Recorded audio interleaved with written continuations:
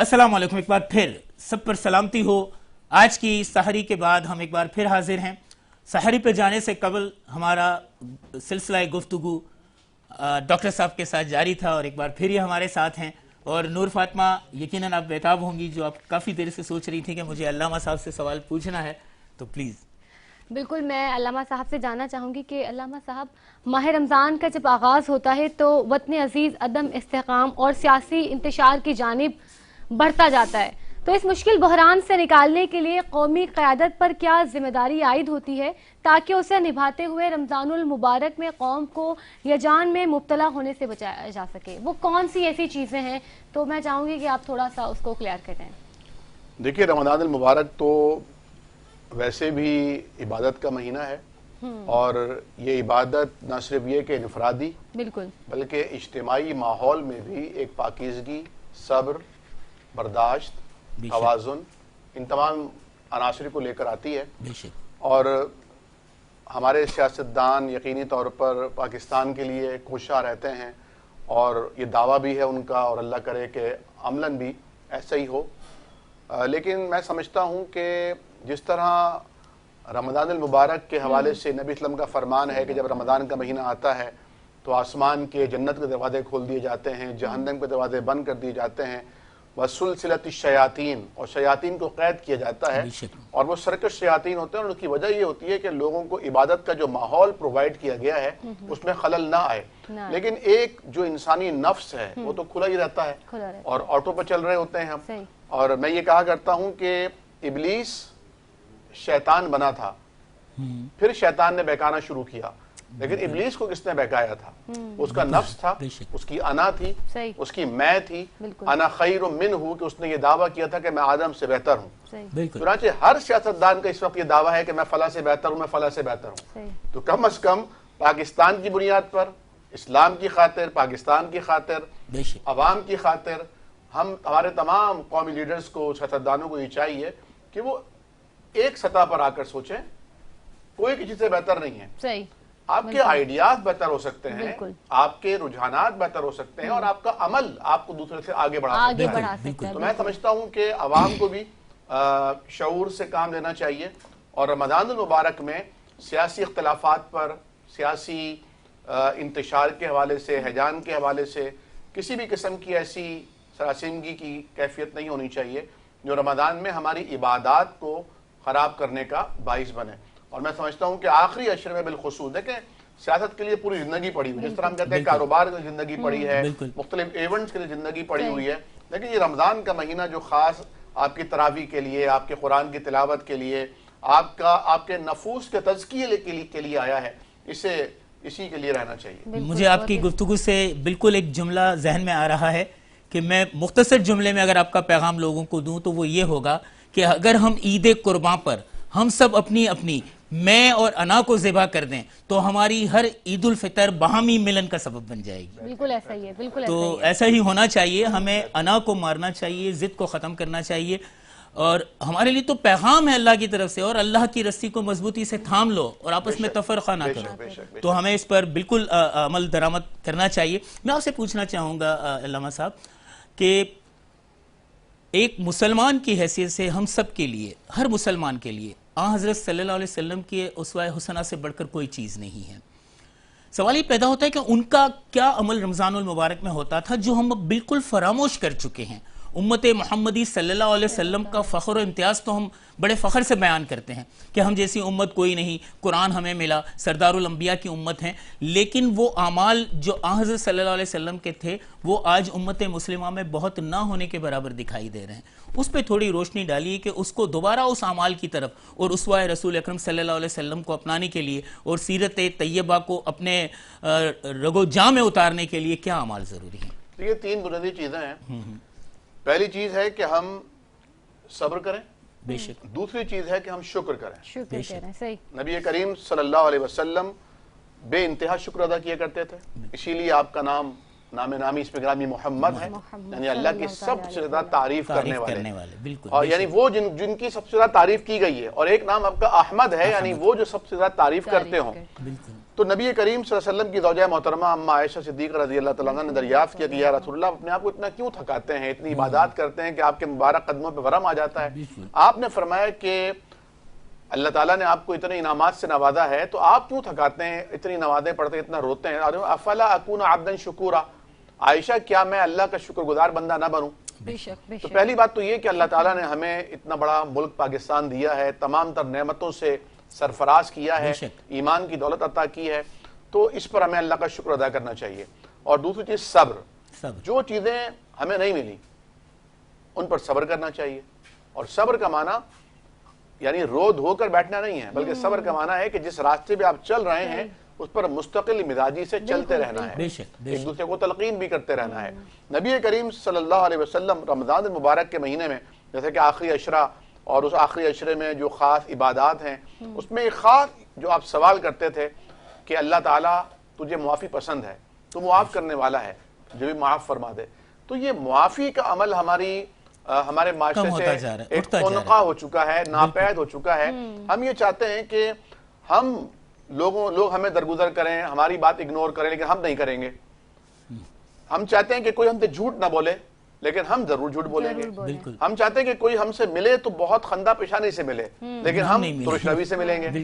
لوگ چاہتے ہیں کہ ہم ان کے گھر مہمان جائیں تو وہ بہت زیادہ ہمیں مہمان نوازی کریں، خاطر مدارات کریں اور بہت ہمارے لیے بچ سے جائیں، لیکن ہمارے ہاں کوئی آئے تو ہمیں ناگوار لگتا ہے۔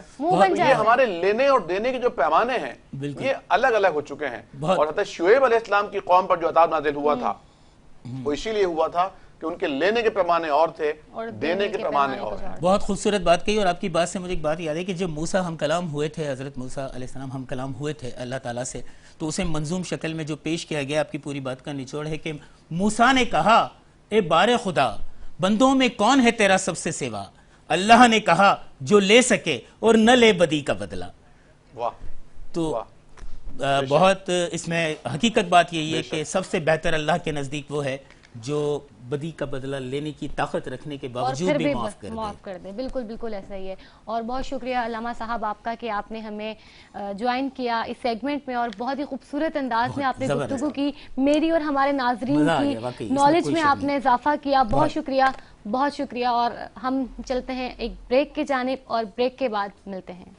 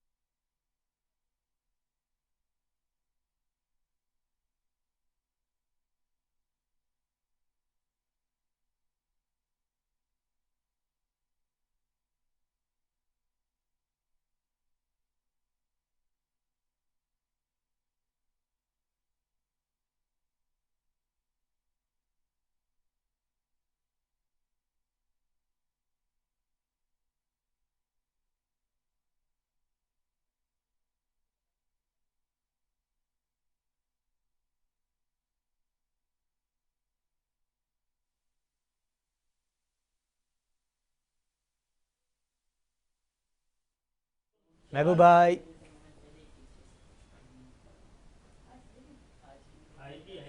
ریڈی ہیں جی؟ آواز آ رہی ہے آپ کی. اب فریم ٹھیک ہے جی جی جی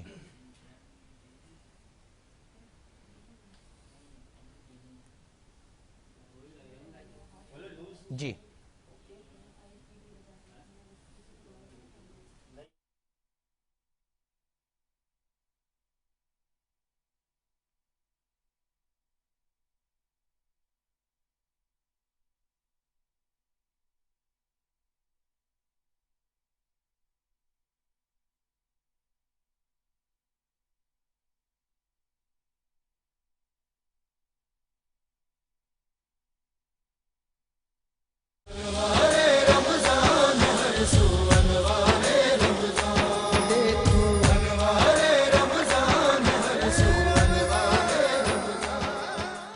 ویلکم بیک ناظرین. راہ نجات سیگمنٹ کے ساتھ میں ہوں آپ کا میزبان شہباز ابراہیم. راہ نجات سیگمنٹ میں ہم آپ کو نبی کریم صلی اللہ علیہ وآلہ وسلم کے ارشادات یعنی کہ احادیث آپ کے سامنے پیش کرتے ہیں اور اس زمانے سے اس حدیث کو ریلیٹ کرتے ہیں تاکہ ہم بھی سیکھ پائیں اور آپ بھی ضرور سیکھیں. اس رمضان المبارک کے مہینے میں نبی کریم صلی اللہ علیہ وآلہ وسلم کا فرمان حضرت ابو ہریرہ رضی اللہ تعالی عنہ سے روایت ہے کہ رسول اللہ صلی اللہ علیہ وآلہ وسلم کی خدمت میں ایک دیہاتی آیا اور اس نے عرض کیا اے اللہ کے رسول صلی اللہ علیہ وآلہ وسلم مجھے کوئی ایسا کام بتا دیجئے کہ اگر میں اس پر عمل پیرا ہوں تو جنت میں داخل ہو جاؤں. آپ صلی اللہ علیہ وآلہ وسلم نے فرمایا اللہ تعالیٰ کی عبادت کرو اور اس کے ساتھ کسی کو شریک نہ کرو, نماز پابندی سے پڑھو اور فرض کی گئی زکوات ادا کرو اور رمضان کے روزے رکھو. دیہاتی نے یہ سن کر کہا قسم ہے اس اللہ کی جس کے دست قدرت میں میری جان ہے, میں کبھی اس میں کمی بیشی نہیں کروں گا. پھر جب وہ پشت پھیر کر چلا گیا تو رسول اللہ صلی اللہ علیہ وآلہ وسلم نے فرمایا جس آدمی کو جنتی آدمی دیکھنے سے خوشی ہو تو وہ اس شخص کو دیکھ لے. یعنی کہ کتنی فضیلت ہے نماز کی, کتنی فضیلت ہے زکوات کی, کتنی فضیلت ہے رمضان المبارک کے روزوں کی. ہمیں نماز ادا کرنی ہوگی, ہمیں ہمارے اوپر فرض کی گئی ہے نماز. ذرا سوچئے, جھنجھوڑیے خود کو کہ جب ہم آفس میں جاتے ہیں ہمارا فرض ہوتا ہے کہ ہمیں 9 بجے سے 5 بجے تک اس آفس میں رہنا ہے کیونکہ تنخواہ ملتی ہے ہمیں, تو پورا فرض ادا کرتے ہیں. لیکن سوچئے کتنے فرض نماز ہم ادا کرتے ہیں. ذرا سوچئے کہ قرآن پاک کو آخری بار ہاتھ ہم نے کب لگایا تھا. ذرا جھنجھوڑیے خود کو اور سوچئے کہ ہمیں جو چیزیں نظر نہیں آتی, جو چیزیں آج ہمارے پاس آنکھیں ہیں دیکھنے کے لیے اللہ تبارک و تعالیٰ نے دی ہیں, ہمارے پاس کان ہیں سننے کے لیے اللہ تبارک و تعالیٰ نے دیے ہیں, ہمارے پاس ہاتھ ہیں, ہمارے پاس پاؤں ہیں چلنے کے لیے اللہ تبارک و تعالیٰ کی دیے گئے, یہ سب چیزیں اللہ تبارک و تعالیٰ کی طرف سے دی گئی ہیں. لیکن ہم فرض بھی پورے نہیں کرتے, نوافل تو بہت دور کی بات, لیکن فرض نماز بھی ادا نہیں کرتے. قرآن پاک کو بھی ہم پڑھنے سے انکاری ہیں. قرآن پاک کی فریاد تو سنیں. قرآن پاک کہہ رہا ہے ہمیں کہ آپ سب نے بس مجھے صرف گلے کا ہار بنایا ہے, گلے میں پہننے کے لیے چھوڑ دیا ہے, مجھے اپنی چھتوں پر رکھنے کے لیے چھوڑ دیا ہے, قرآن خوانی کرنے تک چھوڑ دیا ہے مجھے. لیکن یہ قرآن تو ہمارے لیے ہدایت بن کر آیا تھا. نبی کریم صلی اللہ علیہ وآلہ وسلم نے آخر میں بھی فرمایا میں آپ کے بیچ قرآن پاک اور اپنی اہل بیت چھوڑ کے جا رہا ہوں. دوسری روایت ہے کہ میں قرآن پاک اور سنت چھوڑ کے جا رہا ہوں. یعنی کہ قرآن پاک کی آپ اہمیت دیکھیے, لیکن ہم اس اہمیت کو کب سمجھیں گے؟ یہ کون فرما رہا ہے ہمارے لیے جو ہمیشہ ہمارے فائدے کی بات کرتا ہے؟ نبی کریم صلی اللہ علیہ وآلہ وسلم جو طائف کے میدانوں میں پتھر کھا کر بھی دعا دینے والے, وہ احد کے پہاڑوں پر دندان مبارک شہید کروا کر بھی مسکرانے والے, وہ اپنے چچا امیر حمزہ کے قاتل کو بھی معاف کرنے والے, وہ منافق عبداللہ بن ابی کا بھی جنازہ پڑھانے کا ارادہ کرنے والے, جسے میرا رب کبھی حبیب کہے, کبھی خلیل کہے, کبھی طٰہٰ کہے, کبھی یاسین کہے, کبھی مزمل کہے, کبھی مدثر کہے. ہاں ناظرین, اسی ہستی کو امت کے درد میں ہمیشہ روتے ہوئے دیکھا گیا. وہ ہستی ہمیں فرما رہی ہے کہ نماز ادا کرو, قرآن پڑھو, زکوات ادا کرو اور روزے رکھو. اسی میں فائدہ ہے, اسی میں نفع ہے. آپ سب کا بہت شکریہ. مجھے امید ہے آج بھی اس حدیث سے آپ نے سبق حاصل کیا ہوگا, درس حاصل کیا ہوگا, اور نبی کریم صلی اللہ علیہ وآلہ وسلم کے ارشادات آپ کے سامنے پیش کرتے رہیں گے. آج اپنے ہوسٹ شہباز ابراہیم کو دیجیے اجازت. اللہ حافظ. رمضان ہر سو انوار